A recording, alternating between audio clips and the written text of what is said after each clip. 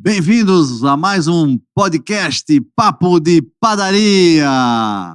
Hoje vai ser um dia bastante marcante, porque nós vamos conhecer a história do empresário aqui da nossa região, que veio lá de São Pedro, uma pessoa que tem uma verdade muito forte com ele, muita garra, e ele conseguiu fazer algo incrível na sua trajetória como empresário. Depois de 33 anos na mesma empresa, ele começou um novo projeto em família, com seu filho, e conseguiu construir uma nova jornada com mais sucesso ainda.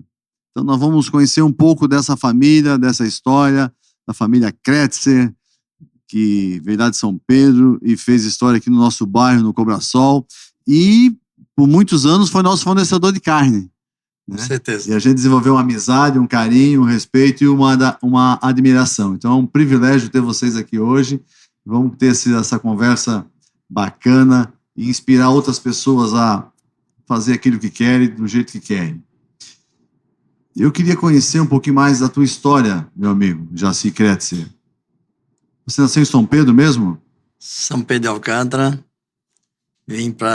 Meu pai já tinha abatedor em São Pedro na época e nós tínhamos pontos de venda em Florianópolis, né? Ah, então teu pai já era Sim. do ramo da carne, tinha abatedor, criava gado também ou só Não, abatia? só abatia. Abatia e vendia... Isso em que época estás falando?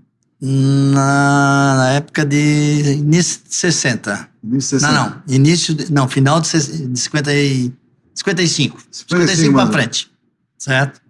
E ele tinha um abatedouro e ele montou 3 pontos de venda aqui em Florianópolis, em açougue, mas vendia no mercado público, né?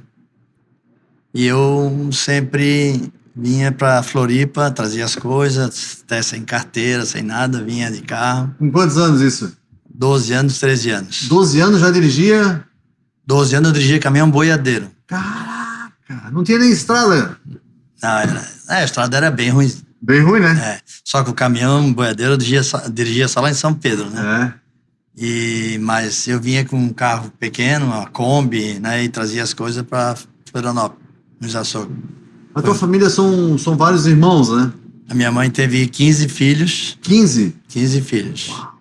E aí morreu 2 recém-nascidos. São 13 vivos ainda até hoje. E trabalhavam todos junto com teu pai? Todos. Todos? Daí o meu irmão mais velho depois pegou um caminhão e daí já o pai deu uma metade para ele já começou a viajar e tal, para puxar boi para ele, entendeu? Daí já tinha... E daí depois eles botaram a distribuidora também, de carne aqui em Floripa, os 2 irmãos mais velhos. Mas eu sempre vinha trazendo coisa para Floripa e voltava. Quando completei 16 anos, daí eu vim morar em Florianópolis. Morava no Estreito. No Estreito? Trabalhava lá na Major Costa. E sempre mexendo com carne? Sempre com carne. Tá. E há 16 anos, como é que veio a questão de tu começar a casa de carne Kretzer? Foi quando já era casado? Foi antes? Na verdade, o pai tinha 3 pontos de venda, depois ele montou... Minto. Ele montou aqui no Cobrasol, comprou a sala em 1978. 78, o Cobrasol estava iniciando, né? Iniciando. Aonde era ele mesmo? Sim. Ele comprou aquela sala e disse, agora tu assume a prestação. Eu tinha 17 aninhos só. 17 anos? E ali começou a minha trajetória, né? E eu dizia para ele que não dava, que não vinha cliente, que não tem movimento nenhum. Segura que isso aqui vai dar bom. Tinha visão. Tô até comprando mais 2 terrenos aqui. Ele ainda falou para mim assim. Era fosse de terreno baldio, né? Era. Tudo terreno baldio. Tava começando. Para ter uma ideia, eu ensinei a minha esposa, a Ana, a dirigir aqui dentro do Cobrasol, nas ruas. Porque eles estavam calçando as ruas ainda. E o meu pai já comprou essa sala lá. Não tava tudo pronto ainda, né? E é interessante falar do Cobrasol, porque para quem chega aqui agora e vê esse mar de prédio, né? É um bairro relativamente muito novo, né? Era para quem não conhece a nossa região, era um clube de avião, né? Era o clube de Santa Catarina, que era aqui nesse espaço, né? Foi transferido lá para Pedra Branca e transformado num loteamento Cobrasol. E você pegou no início. Bem no início.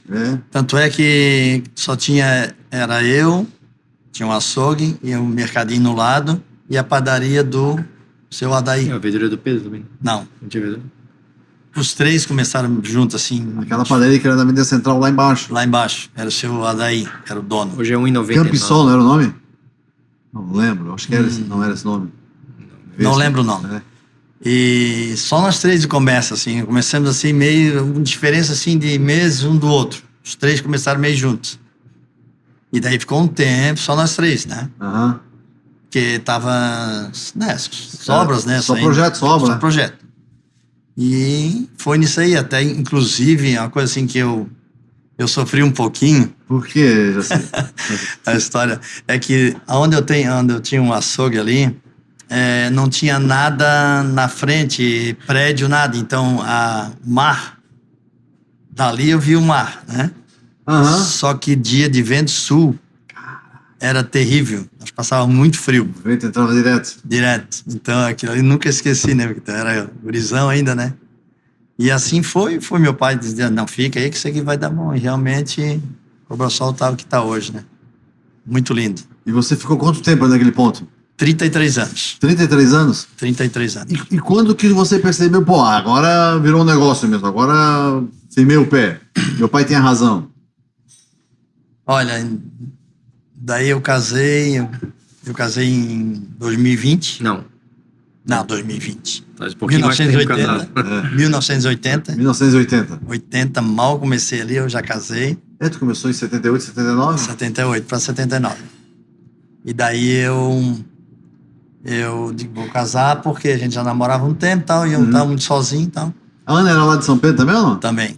E é uma esposa que eu tenho, corre na veia junto nós dois, né? Assim, Eu conheci a Ana desde pequenininha, os outros.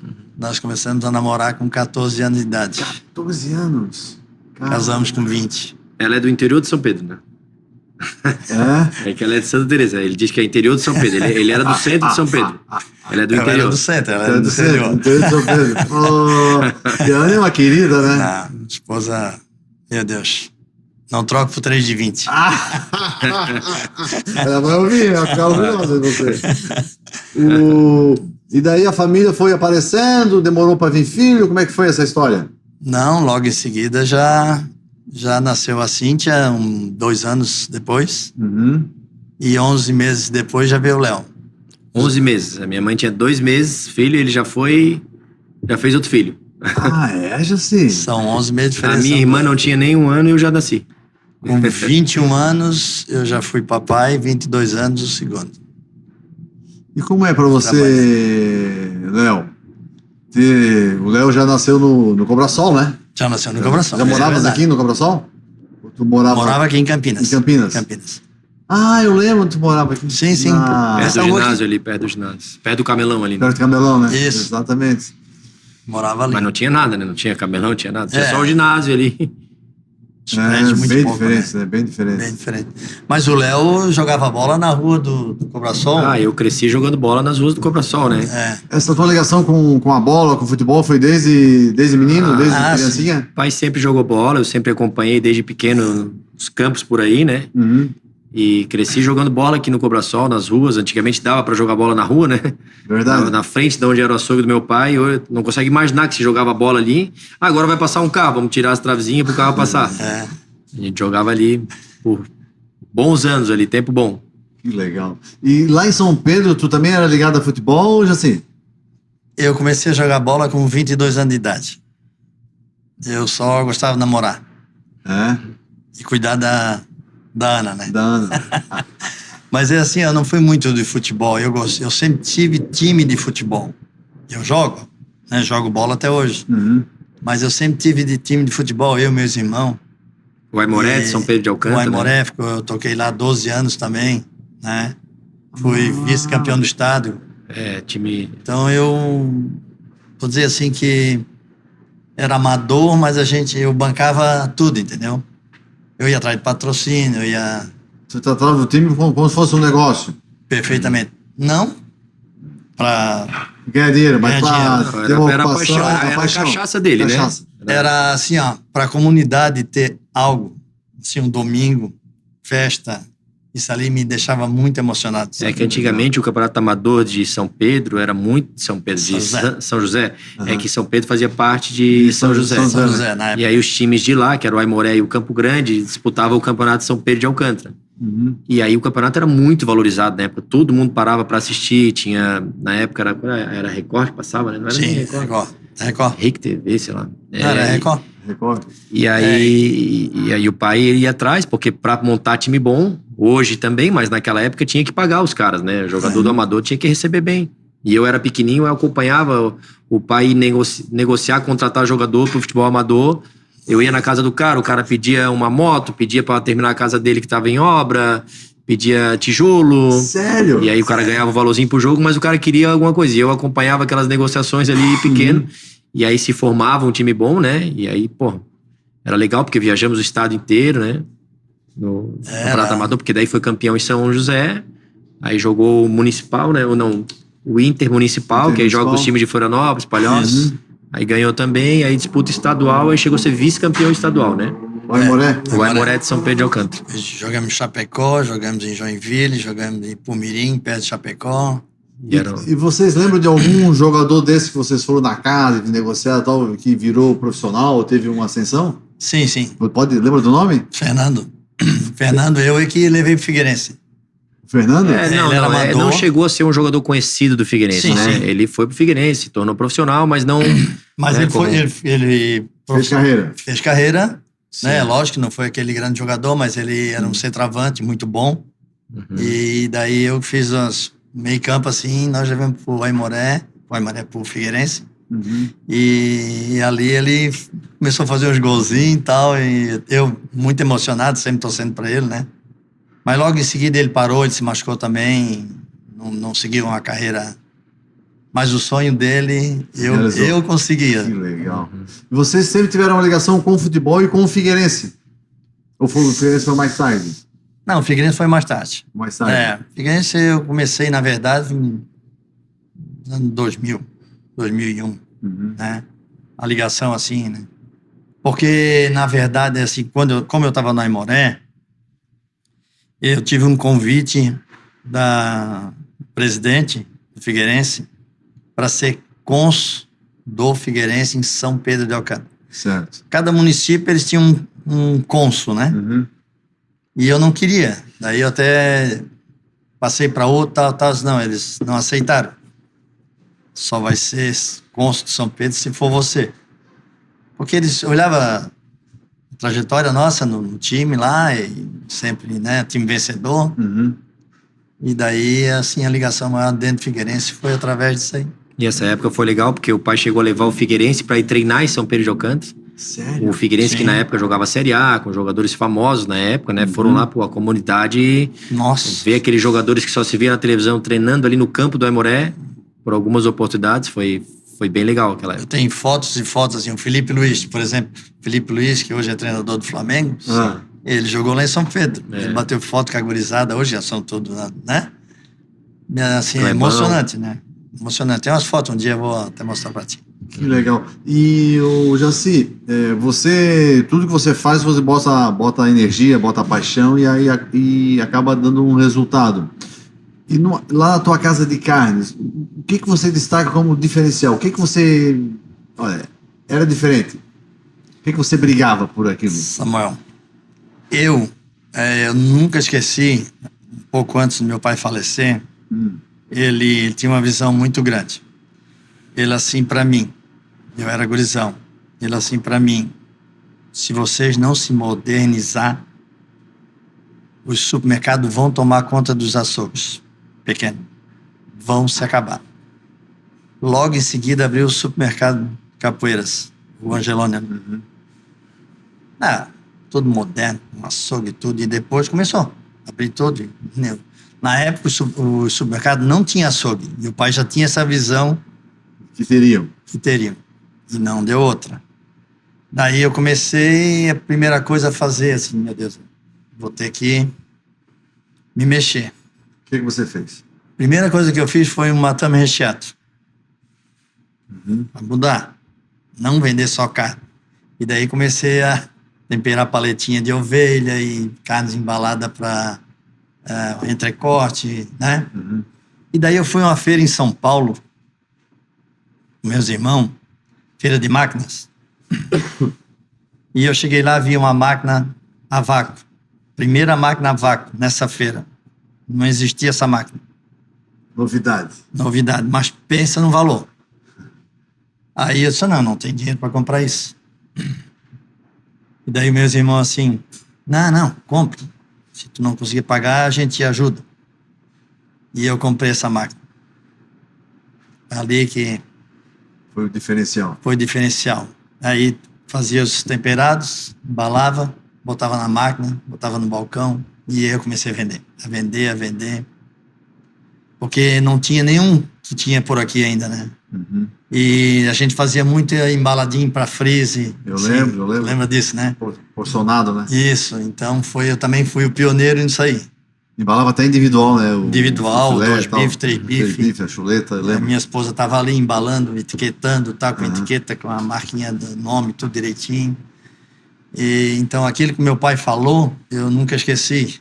E realmente, dali eu comecei a vender. Eu vendia carne, pode ser assim, para Jurerê, Lagoa, mas tudo quanto é canto, assim, vinha comprar carne. Os caras vinham comprar carne aí comigo, porque eu vendia qualidade. Restaurantes famosos, né? Restaurantes famosos. Canasvieiras. Isso. Então eu vendia muito mesmo. E daí começou o trânsito a ficar ruim. Aí as pessoas já não... Pô, Jaci, eu não vou porque não dá para chegar aí. Não, mas eu vou dar um jeito de levar para ti. Eu vou dar um jeito de levar para ti. Não existia motoboy, não existia nada, né? Daí eu dizia para meus clientes lá de Jurerê, mas tudo assim, um poder aquisitivo bom, né? E não importava se pagava o cara para levar. E daí eu falei com um cara que tinha uma moto e ele começou a trabalhar comigo assim, entrega para mim. Ele cobrava do cara mesmo, entendeu? E daí foi. Daí, olha, que ele não parava o dia todo, entregando em Jurerê, na Lagoa, tudo é lugar. Porque hoje em dia é o tempo todo, né? Entrega de moto, mas na época não Na época existia. não existia isso aí, né? Eu tinha coisa assim que saiu da minha cabeça mesmo, entendeu? Às vezes as pessoas estão ouvindo e não tem essa compreensão, né? Tipo, fui numa feira para ver a máquina, porque hoje está tudo na nossa palma da mão, né? Então as coisas aconteciam nos grandes centros, né? São Paulo, principalmente no Brasil. Né? Isso. Então quem não fazia essa viagem, às vezes até de ônibus, né? Não tinha nem avião na época. Era muito mais Nós fomos de carro. Ia de carro, porque a estrada era ruim, era um investimento avião. De tempo e de... Para ir lá pegar informação, pegar novidade de uma máquina, de um jeito diferente e trazer para nossa realidade, né? Porque, como falasse, hoje tem tudo na mão, né? Tu só abre ali o celular, tu vê tudo, né? E na época não tinha nada disso, né? Então tu tinha que ir atrás. Tem uma feira assim. Daí, como meus irmãos também compravam essas máquinas, tinha um frigorífico, e eu fui junto. Porque da tua família, vários irmãos cresceram bastante com carne, né? Todos eles trabalharam com carne. Todos eles? Todos. Dos irmãos são 6. E daí eu até... quando eu tinha um açougue aqui, e daí meu pai tinha o nome da empresa Créditos e Filhos. E nós tínhamos 3 irmãos, no caso assim, que trabalhava com o pai ainda. Certo. Os mais novos. E daí o nome da empresa era Crédito Filho, mas só que era tudo junto, né? E daí, quando eu tinha o meu ali, daí eu dizia, pai, então vamos ver se nós abrimos outro para dar pro outro irmão, que era o Joel, no caso. E daí nós abrimos ali, no lado do bar do Cristóvão, lembro. E daí foi o Joel também, foi... No começo do Joel também difícil, eu pegava a carne lá, levava para tava assim, já tava meio que não tava vendendo, né? Trocava pela minha e tal. E depois aí a gente foi casando, ele casou, eu casei e tal, os 3 irmãos ali. E daí nós vamos dividir, cada um fica com o seu. Daí foi onde que a gente dividiu. Cada um começou a tocar sozinho, porque daí já havia as esposas e tal. E assim foi. E tu chegou a trabalhar no açougue também? Não. Eu, desde os 10, 11 anos, eu trabalhava no açougue. Ficava muito no caixa, fazia hambúrguer, né? Nossa, passei tarde e tarde lá amassando um hambúrguerzinho. Na época era tudo à mão, né? Isso. E depois que eu tirei a carteira ali com 18 anos, aí eu fazia muita entrega, né? Eu levava carne pro Pegorini, carregava aquelas caixas de costela e para um lado e pro outro. E foi uma época legal, uma época de bastante aprendizado, né? Eu ia te perguntar exatamente isso. Qual foi o aprendizado com a empresa do teu pai, mas principalmente com o teu pai? O que você absorveu dele nesse momento lá do açougue? Cara, a dedicação, a entrega, né? O trabalho, assim, em loco o tempo todo, jamais deixar a empresa, né? Tem aquele ditado que diz, o boi só engorda o olho do dono, né? E o pai sempre presente, sempre... Às vezes um pouco de mau humor lá dentro, né? Mas era normal, o estresse é muito grande, né? O pai, acordava 4, 5 horas da manhã, ia atrás de carne, depois trabalhava o dia inteiro. Então era uma vida bem desgastante pro pai, mas a dedicação e a forma como trabalhava, a gente aprendeu desde pequeno, né? E levamos isso pra nossa vida e hoje em outro ramo, mas com certeza aquela base lá atrás ajudou muito pra gente ter o trabalho que a gente tem hoje. Que legal. E você, Jaci, quando você lembra do teu pai, da tua família, dessa trajetória com a carne, que vocês sempre foram famosos na carne aqui na nossa região, qual foi o grande legado que o teu pai passou para você e para os teus irmãos? Nós perdemos o pai muito cedo, né? O pai faleceu com 62 anos. Mas meus filhos eram pequenos ainda, com 7 anos, 6 anos. Mas eu tenho muita saudade dele, porque, olha, eu digo assim que o que eu aprendi com ele... Tu era bem ligado a ele? Muito. Porque dos 13 filhos vivos que tinha, né, dentro de casa, não eram todos, eles sempre assim meio que confrontavam com o pai, certo? Não todos. Mas eu fui uma pessoa assim que eu sempre fazia tudo que eu achava que ele queria, que ele gostava. Porque eu não tinha medo do trabalho desde criança. Eu sempre fui trabalhador. E tanto é que com 12 anos de idade, 13 anos de idade, eu pegava a chave do carro e eu saía do baile. Ele botava a chave assim na geladeira, que eu não tinha... A gente não tinha muito diálogo, né? Certo. Mas se ele botava a chave em cima da geladeira é porque eu merecia. Né? Ia lá, pegava a chave, ia no sinal baile. Que podia usar o carro. Perfeitamente. Então são coisas assim que marcou muito. Porque lavava o carro dele sábado da tarde, deixava o carro limpinho, lavava para ele, mas também para mim também, né? Mas assim, eu sempre tenho muita saudade do meu pai, muito mesmo. Infelizmente ele foi embora muito cedo, né? Depois que a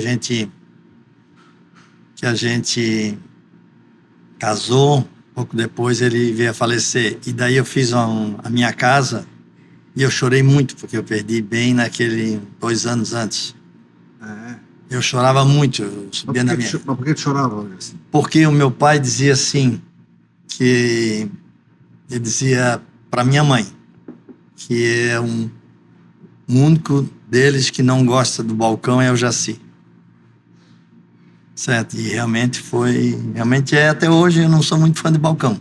Tu gostava mais dos bastidores? Sim, cuidar de comprar, de entrega disso, daquele, vender fora e tal. E eu tive que trabalhar muitos anos contra a minha vontade no balcão, né? Não foi fácil.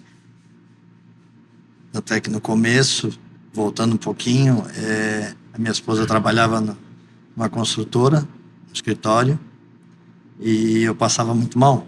Eu ligava para ela assim, vem aqui me ajudar. Nós éramos namorados. Me ajudar que eu tô mal. Mas era por causa de quê? De timidez? Não, ansiedade. Ansiedade. Não vendia quase nada, né? E eu dizia pro pai, tá difícil ficar aqui, vamos botar em outro lugar. Disse, não. E daí foi. Daí, quando ela saiu, quando nós casamos, que ela saiu da empresa, ela veio um pouco depois, quando eu já estava um pouquinho grandinho, ela veio me ajudar. Uhum. E daí foi onde que Deslanchou. Porque Eu lembro dela lá na ela trabalhava balcão, muito. no caixa ali. É. Ela gostava, né? E ela gostava, ela fazia frente muito bem, né? O que eu nunca gostei de fazer e não sabia Todo, aí fazer. fechou. É isso aí. Esse eu trato fazia, ali com o cliente, né? Isso, Na hora, aquele cliente que às vezes, né, pede uma coisa, não quero mais isso não, quero outra coisa. Aí tu já cortou a carne ali, o cara troca, aí ele, né, tem que saber trabalhar, porque é com o público, né? Então é sempre difícil. E ao vivo, na hora. Isso. Né? E a mãe sempre foi mais paciente, né? Mas bem mais. E daí a empresa floresceu, os filhos cresceram e chegou um momento da tua vida que... O que aconteceu? Não fazia mais sentido o açougue? Tu não estava bem? O que aconteceu, Jaci? Eu lembro um dia eu conversei contigo lá no açougue, lembra? Sim. Eu fui lá na... Você subiu lá no meu escritório. Eu fui lá pra fazer um acerto, pegar uma carne aqui da padaria e tu me chamou, o escritório ficava em cima assim, né? Samuca, vem aqui e tal. E eu subi numa alegria e de repente tu desabou, tu estava num momento meio desafiador da tua trajetória. O que foi aquele momento? Isso foi em 2008, por aí, né? 2008. Já tinha empresa, tinha quantos anos? 30 anos? Foi antes de 2008, acho que foi 2006. Acho. Foi 2006 que eu estava... É que, na verdade, assim, trabalhar com carne, boi não é feito no computador, tem o ruim e tem o bom, né? Então eu sofria muito, assim, porque eu tinha uma clientela, uma elite da cidade. Isso aí eu batia no peito mesmo. Uhum. E eu me preocupava muito na qualidade. E era um pouquinho complicado. E eu fui sofrendo com aquilo ali, um desgaste, e eu caí numa depressão. Sério? Uma depressão muito forte mesmo. Tratei, graças a Deus hoje eu estou bem, não tomo mais remédio. Mas foi assim uma depressão muito forte e queria sair desse mundo. E eu chorava muito porque eu tinha uns filhos pequenos. Uhum. Né? Porque não, já na época não estava tão pequeno. Mas eu chorava muito. Chorava, eu saía dali, eu ia para casa, fechava o quarto e chorava. E vamos tratar. E a empresa estava bem, né, Jaci? Não, meu Deus, maravilha.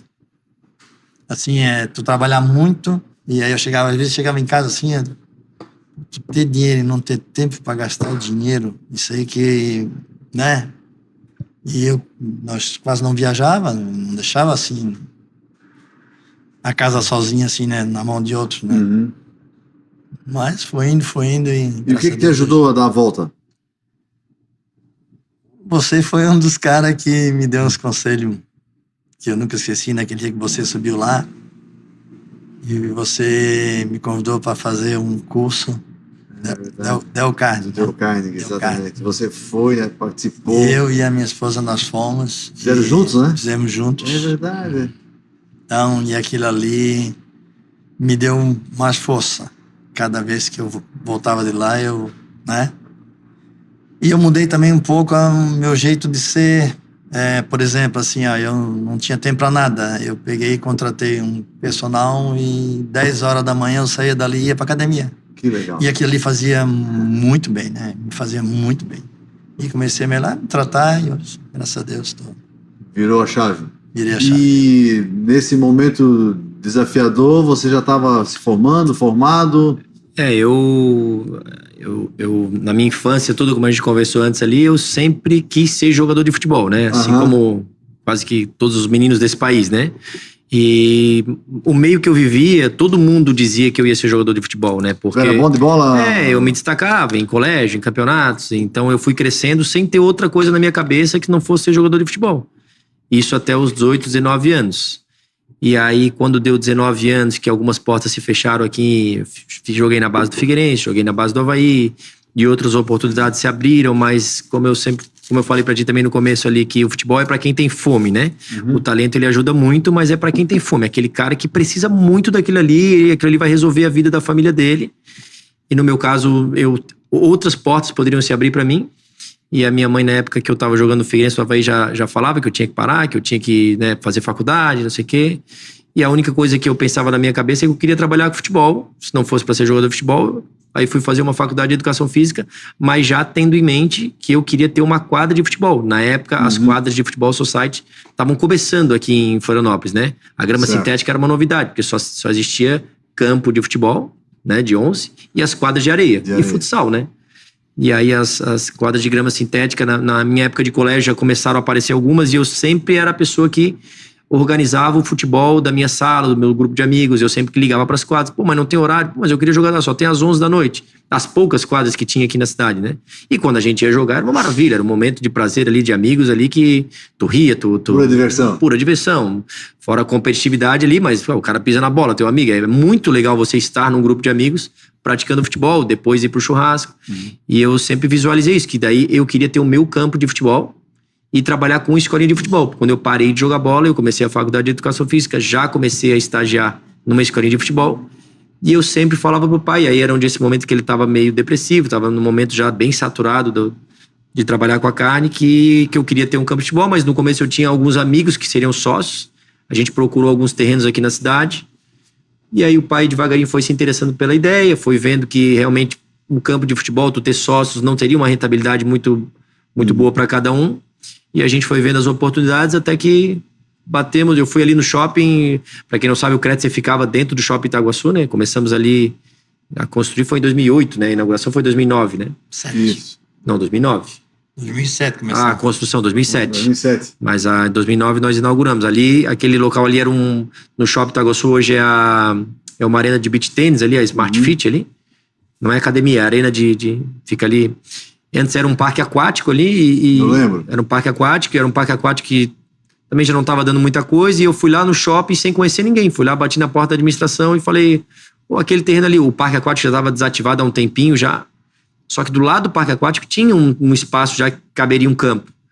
Aí o cara que me atendeu lá na época, o diretor, o Jânio, né? Isso. O Jânio, ele falou: cara, aquele parque aquático tá para sair dali. E aí ele perguntou: mas tu, um guri de 20 anos, tá aqui? Quem é teu pai? Da onde é que tu vem? Aí eu expliquei, né, que meu pai trabalhava com carne. E aí ele já conhecia, ele comprava carne no açougue do pai, eu já conhecia o pai, e ali começou-se as conversas com a diretoria do shopping, que era lá de São Paulo, né? A gente nunca teve acesso às pessoas do shopping Itaguaçu, e através dele a gente conseguiu aquele espaço ali, e ficamos ali aí foi toda a parte de obra ali difícil, né? Fizemos aquilo ali sem ter todo o dinheiro, né? Um custo muito alto para montar 2 campos de grama sintética cobertos. Difícil cobrir, né? A construção cara. E aí, mas a gente sabia que ali ia ser sucesso, né? Pelo ponto que era. Ponto estratégico ali, né? O ponto era Cartão de estratégico. visita, a entrada de Floripa. Então, com um tempo ali de obra, tinha o tapume ali na frente, eu botei o meu celular ali no tapume. Futuramente, quadra de futebol, em uma semana, todos os horários da quadra lotaram. Não tinha mais nenhum horário disponível.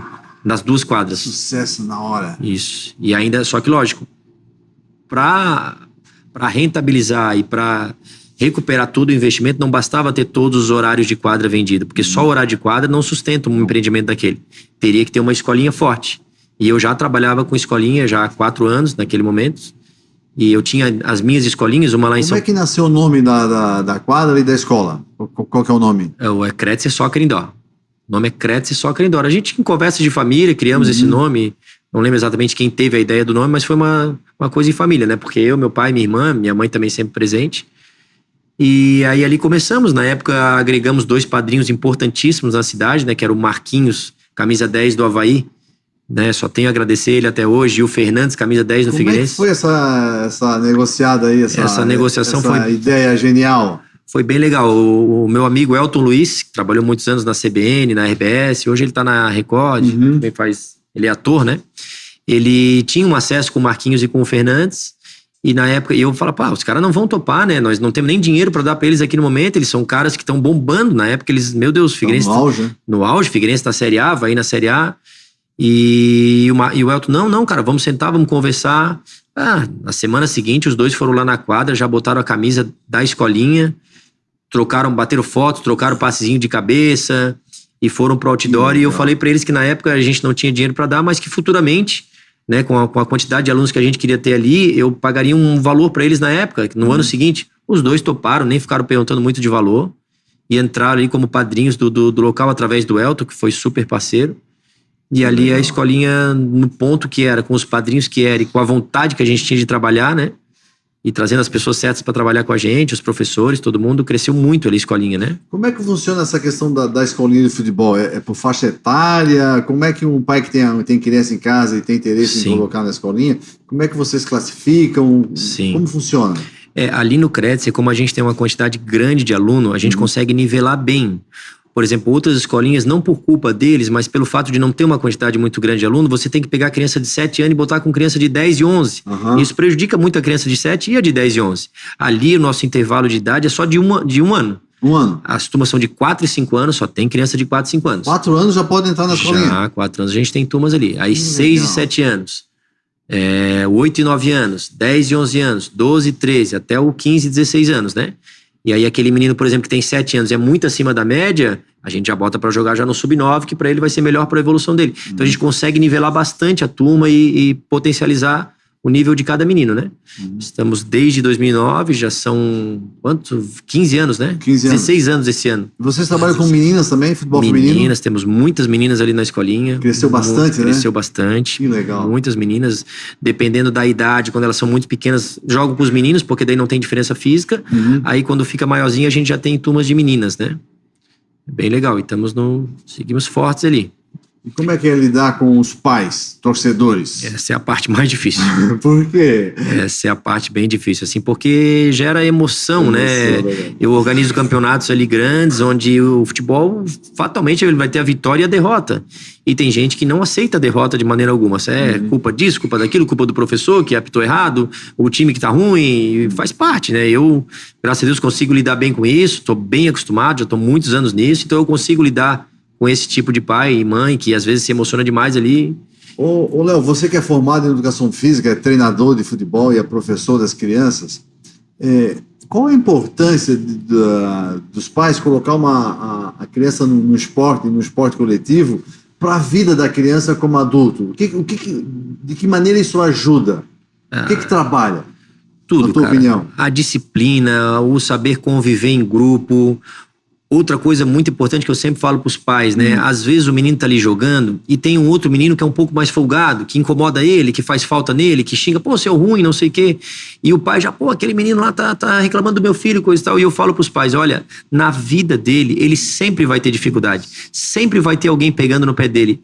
Na escolinha de futebol, no colégio, na faculdade, no trabalho dele. Então é muito importante para ele, para a formação dele, como cidadão, como pessoa, ter aquele menino ali incomodando ele, que aquele ali é o início. A vida dele não vai ser um mar de rosa. Ele vai ter que saber lidar com uma pessoa que ele não se dá tão bem e faz parte da formação, né? Eu sempre digo pros pais, só que os pais às vezes é ruim, ele tá ali assistindo o treino e aí o outro menino vai e fala, ô, seu ruim, fala pro filho dele. Aí o pai já fica bravo. E faz parte do futebol aquela cobrança, um que erra, outro que acerta. Lógico que tudo tem um limite, né? Claro. Algumas situações a gente tem que intervir mais seriamente, mas aquilo ali, eu, por exemplo, tenho um filho de 7 anos e eu gosto quando ele passa por essa dificuldade, quando tem algum menino ali, meu filho joga bem, né? Então, quando eu tenho um menino que marca mais ele, puxa ele, então não quero aquela facilidade, não, pode passar, fica à vontade, vai ali, faz o gol. Isso não existe, né? Ainda mais que possivelmente ele quer ser um jogador de futebol, né? Como vários meninos dessa idade. Então, para a vida da criança, para trabalhar em grupo, para saber lidar com as dificuldades, ali são pequenas situações que na vida dele ele vai ter até a velhice dele, né? Que legal.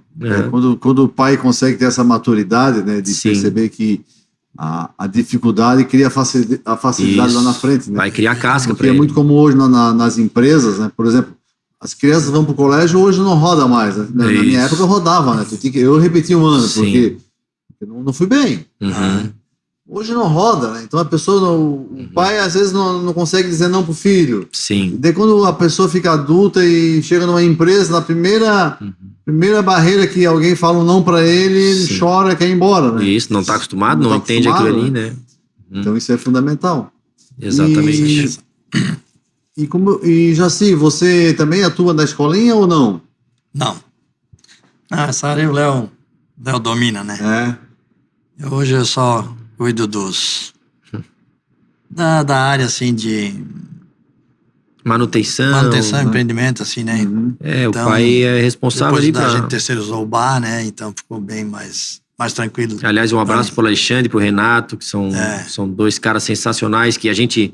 É verdade. Quando a gente começou com o Kretzer, a gente trabalhava com o bar também, né? Além da escolinha.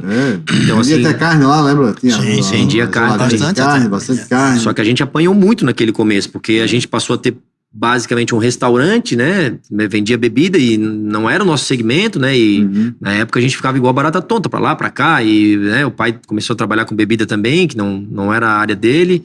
E aí, ao longo dos anos, foi também desgastando e a gente achou uma pessoa, sensacional. Na época da pandemia, inclusive.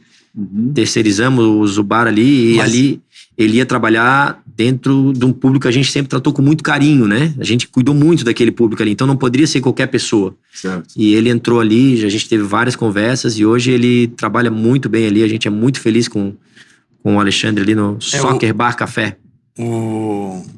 Só para recordar assim, eu tinha 32 anos, o meu irmão 33. E daí ele assim para mim, quando chegar aos 55 anos eu quero parar. Faltava mais ou menos 20, 22. Assim, maluco, parar com 55, né? Não, eu vou trabalhar até os 60, trabalhar. Porque eu sempre gostei de trabalhar, né? Mas 60 eu quero dar uma amenizada.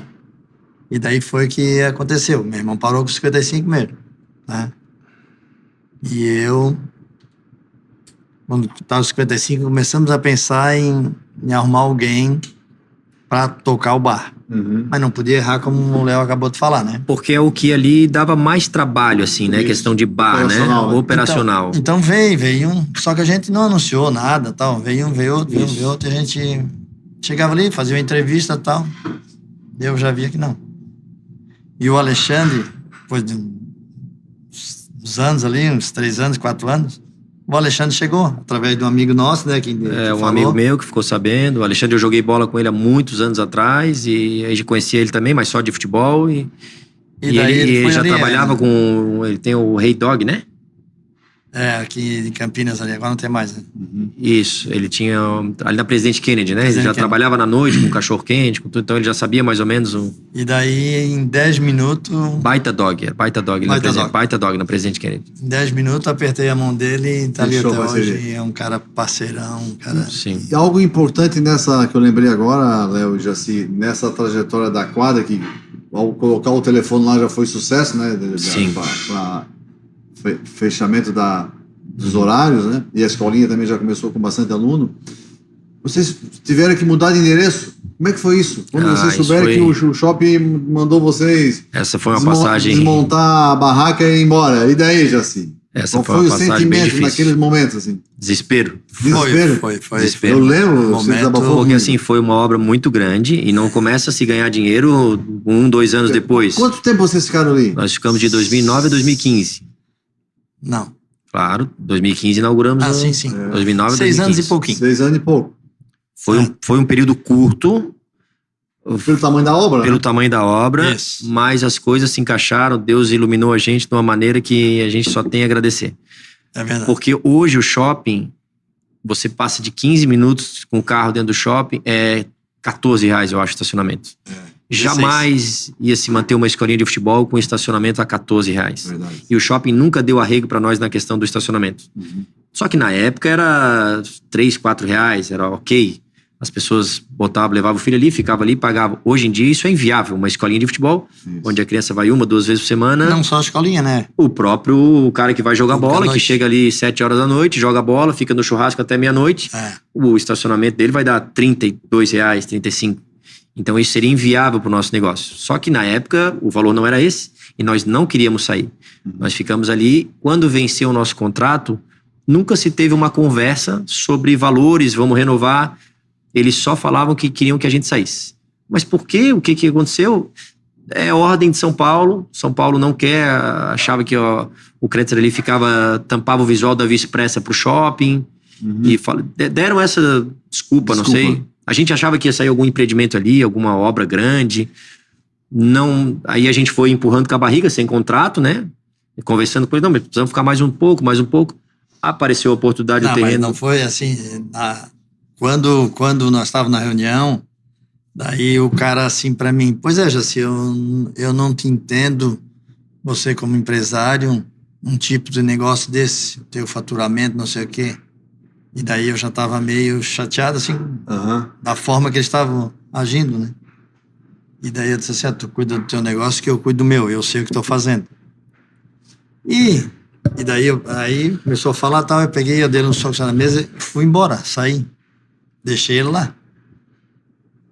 Isso com o diretor do shopping, né? Diretor do shopping. Que não era mais o mesmo da primeira negociação. Sim, certo. sim. Trocou, era um outro, outro Peguei diretor. e digo, depois eu vou mostrar para eles quem eu sou. E daí, assim, daí eu vi que eu tava assim, meu sangue fervendo, digo, eu vou mostrar para eles. Esse senhor, onde nós estamos instalados hoje, já tinha falado comigo, porque nós podíamos até brigar na justiça, nós íamos ficar mais um tempo. Ficava mais tempo, né? Mas Ia ter que sair igual. eu ia me incomodar muito, ele já estava me incomodando. Fora o desgaste emocional. Não deu Isso. outro. Vamos lá, né? Nós fomos falar com o seu falecido Vilmar e acertei O seu Vilmar é o proprietário do terreno onde estamos, né? Aí, só mudaram de lado, né? Aí apareceu a oportunidade de só atravessar a rua. Foi sensacional. Não, né? sensacional, porque aí a gente já... Uma loucura, né? Também não foi Uma fácil. loucura, né? E lá ficou uma estrutura maior, né? Claro, lá a gente fez coisas que a gente não tinha nesse aqui, Corrigiu né? os defeitos que só Porque vocês percebiam. a gente né? começou a trabalhar com muitas festas, eventos, aniversário de criança. Ali a gente tem um salão de festas. Na parte de cima a gente tem um salão de funcional, né? Que as pessoas fazem atividade física, atletas amadores, mulheres se condicionam, perca de peso. E outras coisas, assim. O shopping era muito complicado, assim, porque...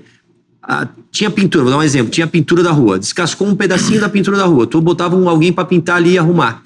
Se tu não pedir autorização pro shopping pra ter uma pessoa ali passando um pincel ali no negócio, eles ameaçavam da multa, que não pode, que tudo tem que ter autorização do shopping, fachada, não sei o quê.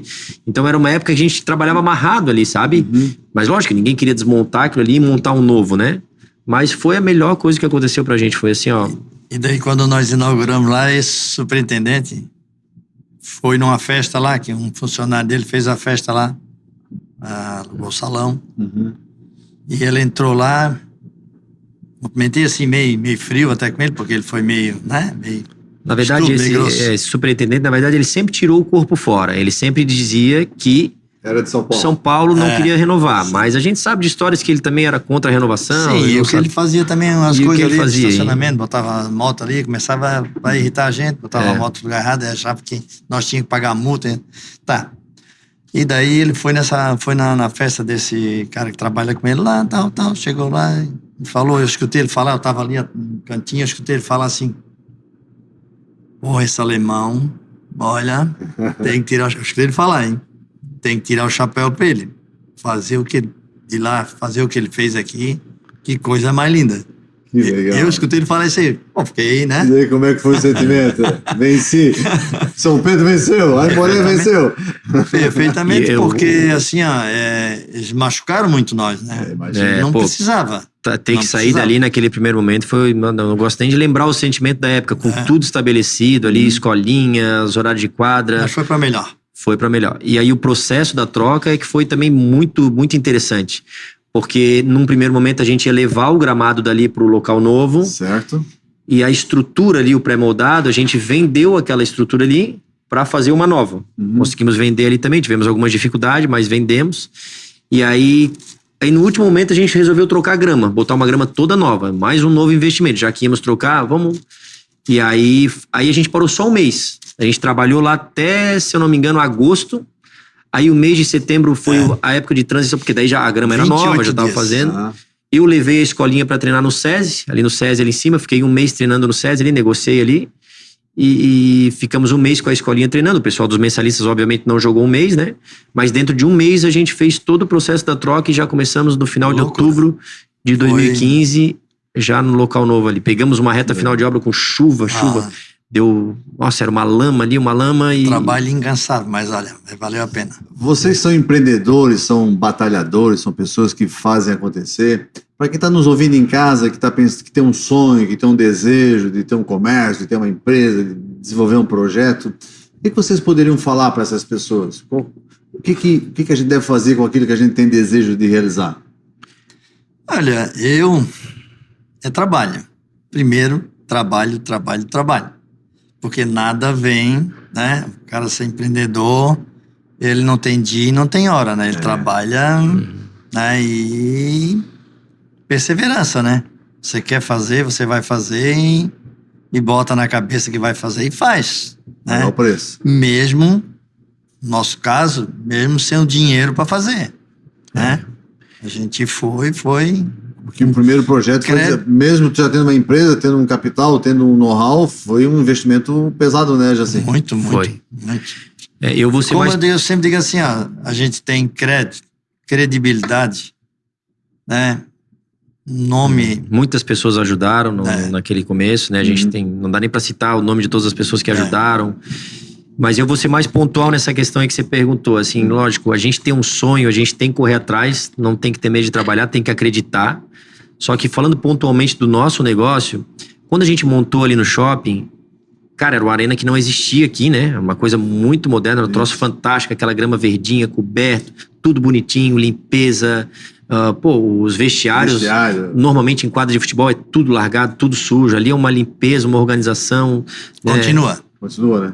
Detalhes assim que a gente botou que era praticamente para ambiente de festa, e era um ambiente de futebol, festa, eu digo de formatura, de festa de casamento. A gente fez assim uma coisa diferenciada. E aí as pessoas começaram a aparecer ali, pessoas do estado inteiro. A gente recebeu pessoas do estado inteiro ali, pessoas que olhavam assim: nossa, o horário da quadra é tanto, tem tantos horários, eu vou investir nisso aqui, eu tenho um dinheiro guardado, vou fazer.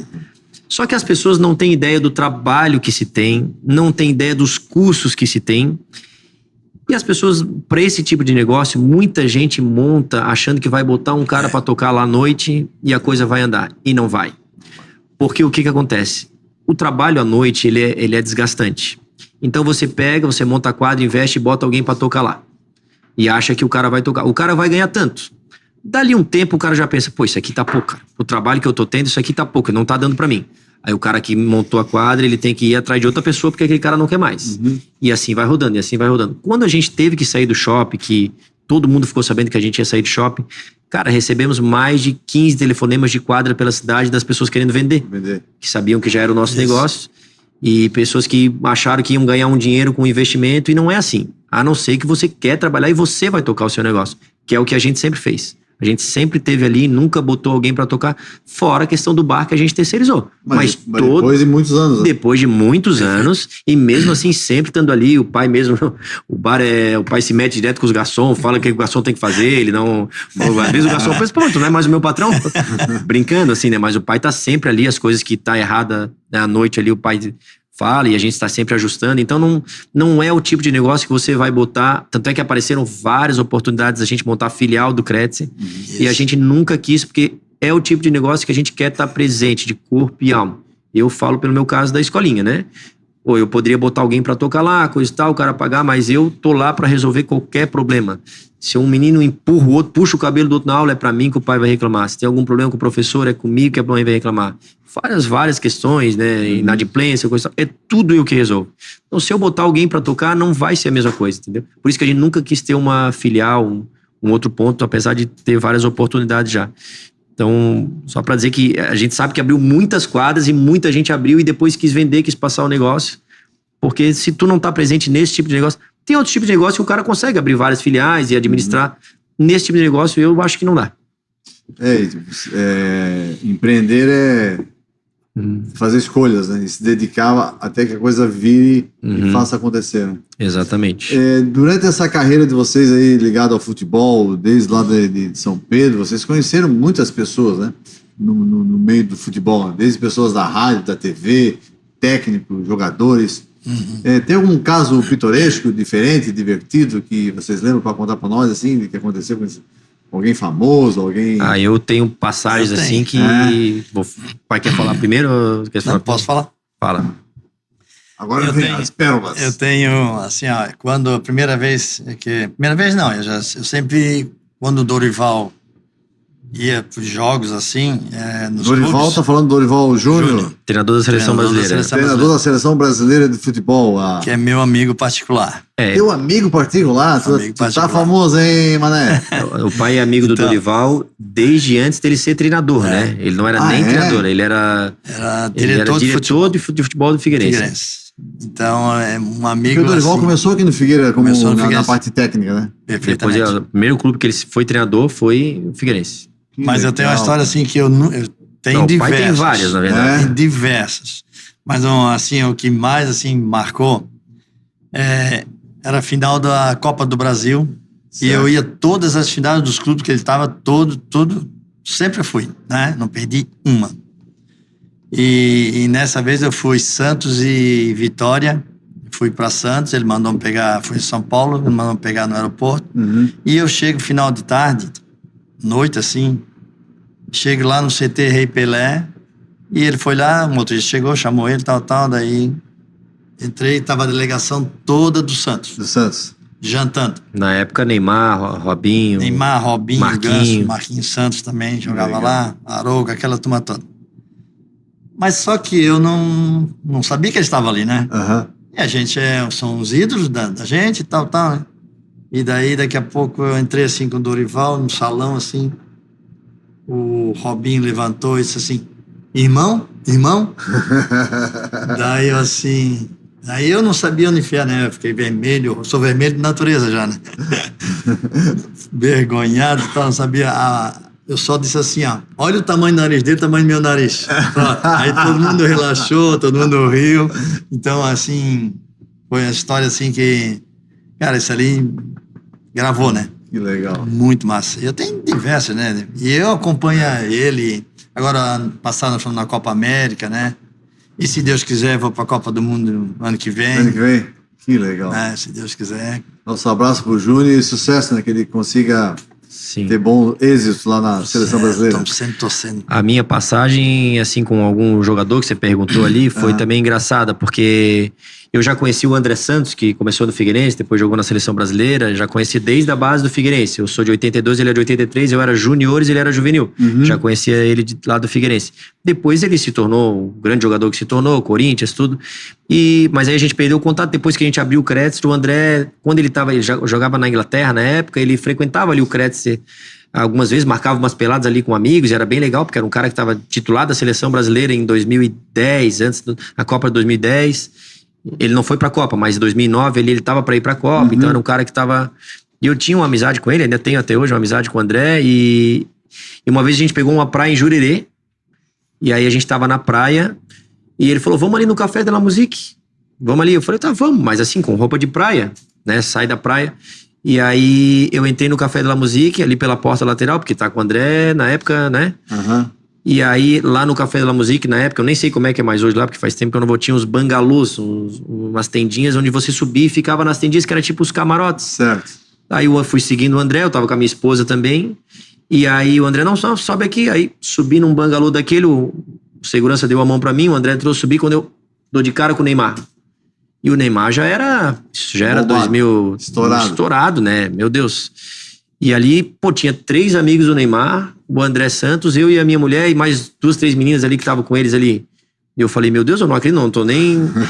E a minha mulher falava assim, não, vamos pedir pra bater uma foto com ele. Não, até parece, nós estamos aqui, nós somos amigos dele, não vamos pedir pra bater foto. Não tem, ninguém tá pedindo pra bater foto. Eu falei, não vou. Estamos aqui, ficamos trocando ideia. A minha mulher falou pra ele que eu era bem melhor que ele, ficou brincando com Sério? ele, não sei o que Legal. falou. Ele deu risada, brincou, né? E aí, tanto é que ela falou, não, vamos bater uma foto. Vem cá, bater uma foto. E eu não queria. Batemos essa foto. Essa foto tá lá no Kretzer. Essa foto, as crianças entram lá. Meu Deus, tu conhece o Neymar? O Neymar falou, não, claro, o Neymar é meu amigo e tal. Esse dia Eu fui na praia com ele. Esse dia ele insistiu pra bater a foto comigo, eu não queria, e tava lá, batia a foto. E aquilo ali valorizou a escolinha, assim como... Não só o Neymar, tem vários outros jogadores ali que tem foto. Ronaldinho Gaúcho e outros tantos. Mas o Neymar foi uma passagem engraçada, que eu não queria bater a foto com ele, que pra mim ia ser vergonha eu pedir pra bater foto com ele ali. Certo. Porque era um bangalôzinho assim, que tinha poucas pessoas. E aí foi uma passagem muito legal, que essa foto tá lá até hoje. Até hoje as pessoas olham, aquelas crianças mesmo, valoriza muito o local, uma escolinha de futebol. O dono da escolinha ter acesso ao Neymar, né? Pra eles é um ídolo maior, né? Então foi bem legal essa passagem aí. E contar essa história bem agora que o Neymar voltou pro Brasil, né? Isso. Voltou pro Santos, Legal. né? Que recepção, hein? Oh, muito, muito lindo. Foi bem legal. Torcendo bastante pra ele aí, que estamos precisando dele também, né? É. Estamos precisando. Deus quiser, Vocês vai conhecem nos bem mais de futebol do que eu. O que vocês acreditam esse sucesso gigantesco do Neymar? O Neymar Além do talento dele. é um talento absurdo, mas eu sempre até dou o exemplo. O Neymar é um talento absurdo que deu certo na cidade dele, no clube dele. Se o Santos fechasse as portas pro Neymar, poderia ser que o Neymar tinha que morar embaixo de uma arquibancada lá na Bahia e às vezes as coisas não dão certo. Então, tipo, e tem muitos talentos que se perdem por essa dificuldade que é o mundo do futebol. Entendi. O Neymar é um bom exemplo, ele deu certo na cidade dele. Onde desde pequenininho ele era o rei ali, já tinha um salário de 10, 15 mil reais na época, com 12, 13 anos. 10, 15 mil reais na época era um baita salário quando ele tinha 12, 13 anos.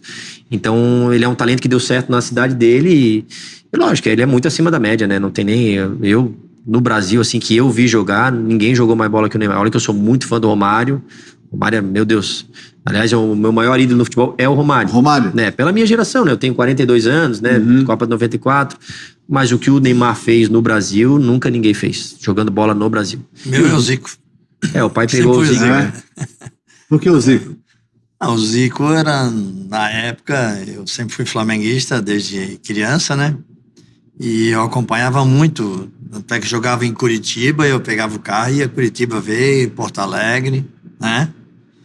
Na década de 80. E sempre foi meu ídolo. Eu chorava pelo Flamengo e até teve um caso assim que encontrei com ele, né? Encontrasse com ele? Sim, sim. Na tua lua de mel, não foi?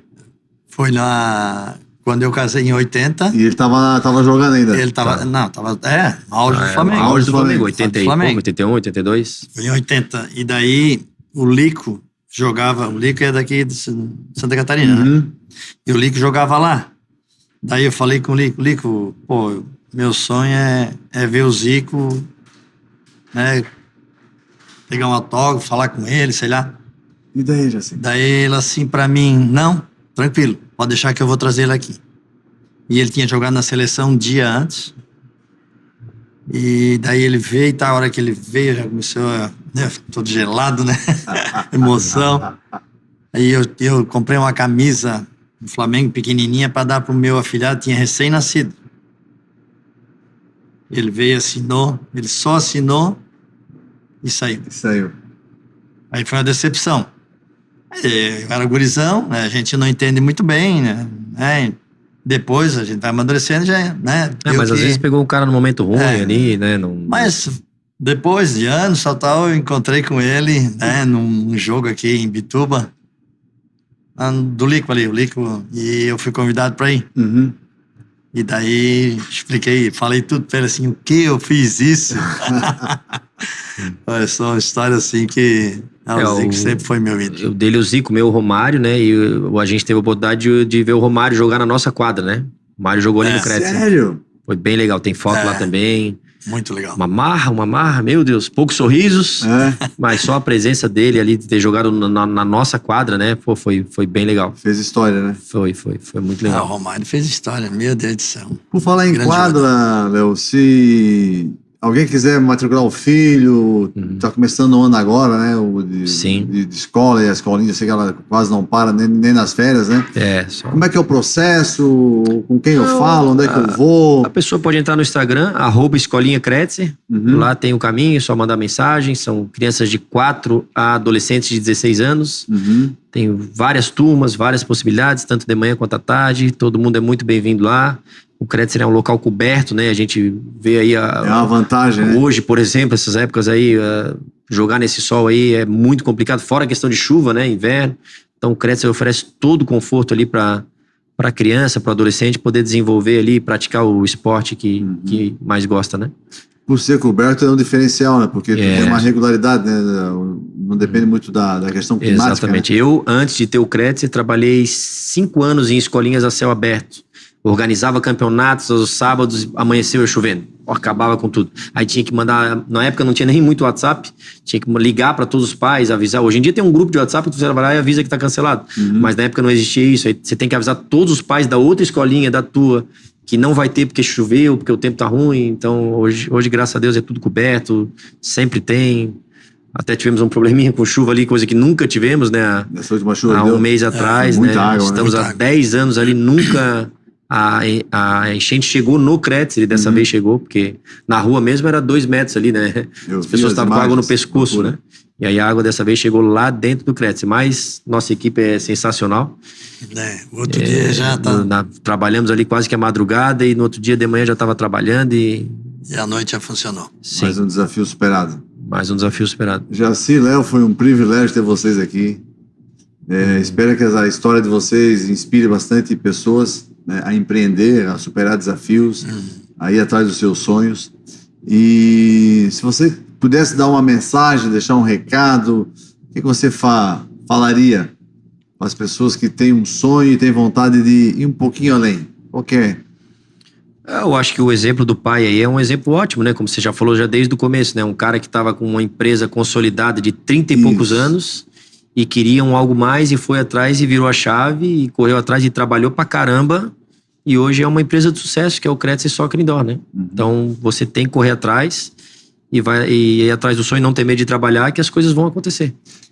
E sempre ter as pessoas no seu lado que é tipo a minha esposa, né, que ela sabe muito bem que eu a amo, né, paixão, e que ela sempre no meu lado nas horas difíceis, nas horas boas. Tem a minha filha também que ajuda ali, que faz a parte das notas fiscais, né, na empresa. Então é uma empresa familiar. Então os 4 estão juntos sempre. Isso aí é gratificante e fortalece, né? Fundamental, né? Destacar a família, a parceria dos filhos, da esposa, desenvolver nossa saúde, né, Jaci? É importante a gente seguir com saúde e ter um trabalho onde você pode ajudar as crianças a se desenvolver. Isso é uma missão, né? Já virou tua missão, né, Léo? Sim, com certeza. Pessoal, obrigado para quem chegou até aqui no final, né? Quero agradecer os nossos apoiadores, Jaci. A gente tem alguns apoiadores que fazem esse papo de padaria ser viável, né? Um deles é o Edson da Refrisul. Conhece, né? Conhece. Refrisul trabalha com... Se você tem um sonho de ter alguma coisa na área da gastronomia, um mercado, um açougue, uma padaria, a Refrisul te ajuda a realizar esse sonho e desenvolver o projeto. Nós temos também o apoio do Valdemar, da Cunhapan. A Cunhapan é distribuidora de produtos para panificação daqui da Grande Florianópolis, mini mercado, padaria, confeitaria. E temos uma parceria com a Conexo. Conexo ela faz parceria com máquinas de suco, com tecnologia, para ajudar na área gastronômica a facilitar a vida das pessoas, né? Então nós botamos uma máquina de suco lá embaixo, na lanchonete, e faz suco para a lanchonete aqui para o nosso espaço café, que facilitou muito a nossa vida. E hoje entrou um apoiador novo, que é uma empresa de zeladoria, jardinagem, que é a Blessed, que se você tem um condomínio, tem uma empresa que precisa de terceirizar a mão de obra na parte da limpeza, pode falar com o meu amigo Tony lá que ele resolve para você o teu desafio de manter o ambiente cada vez mais limpo e mais saudável, né? Nós fechamos com eles a parceria com a padaria também e tem dado um upgrade na nossa organização e limpeza. E uma empresa de atende portarias eletrônicas. Então, são esses nossos apoiadores. Desejo para vocês sucesso na caminhada, desfrute dessa jornada e tenha um carinho enorme pela família de vocês, pela família Kretzer e pelo empreendimento que vocês criaram, que são referência aqui na nossa cidade. E é muito comum, né? Ver um time de fora que quer treinar em algum lugar, acaba indo treinando ali dia de chuva, dia de sol, porque se sente acolhido pela estrutura, mas principalmente pelo carinho de vocês. Obrigado. Samuel, eu em nome da família Kretzer também quero agradecer o convite aqui, muito legal. Desejamos todo sucesso ao Papo de Padaria. Tá nas mãos da pessoa certa, você é um cara sensacional, então a gente sabe que esse Papo de Padaria vai ser conhecido aí na cidade inteira. Pô, muito obrigado. Assim, o nosso objetivo, galera, é tornar as empresas, as histórias aqui da região, do nosso bairro, conhecido, porque por trás de um CNPJ tem um CPF. Perfeito. E esse CPF às vezes chorou, né? Chorou lá amargamente, pagou o preço, envolveu a família, correu atrás do banco, enfim, tem toda uma superação pessoal que floresce na empresa, né? Então, saber que o sucesso não ocorre por acaso. Ele é uma trajetória. O que vale é a jornada, que a gente tem uma jornada de sucesso e de progresso. Obrigado a todos. Valeu. Vamos adelante.